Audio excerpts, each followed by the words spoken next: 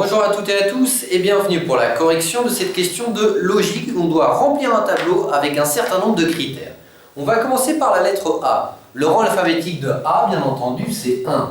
Le nombre de barres, c'est-à-dire le nombre de segments, il y en a 3. Le nombre d'arrondis, il y en a 0. Est-ce que c'est une voyelle? Oui. Est-ce que c'est une consonne? Non. Est-ce qu'il y a une symétrie? Bien entendu qu'il y a une symétrie, en l'occurrence verticale. Donc une symétrie verticale, c'est lorsque vous pouvez couper la lettre en deux parties identiques à gauche et à droite. Chiffre romain, non. On continue avec la lettre B, le rang 2. Le nombre de barres, il n'y en a pas.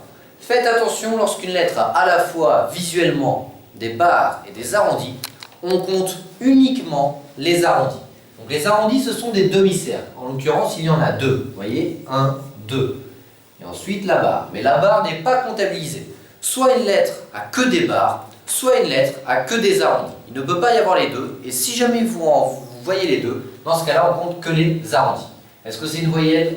Non. Est-ce que c'est une consonne? Oui.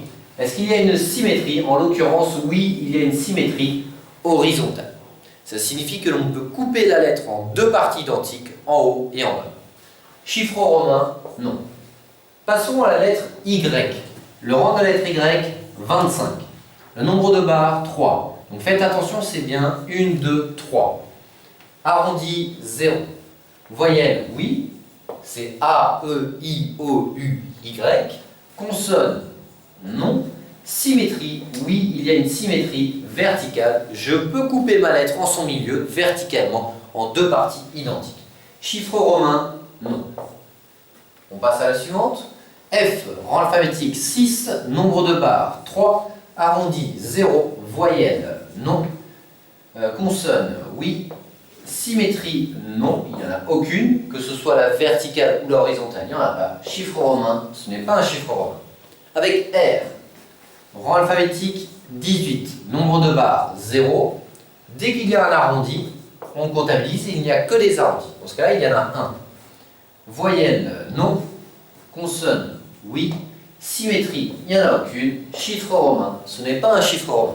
Passons à la lettre suivante, le P. Rang alphabétique 16, nombre de barres, il y en a 0, tout simplement parce qu'il y a un arrondi. Un arrondi, c'est un demi-cercle et c'est toujours plus fort que les barres. Il y a un arrondi. Voyelle, non. Consonne, bien entendu. Symétrie, il n'y en a pas. Chiffre romain, non. On passe à S.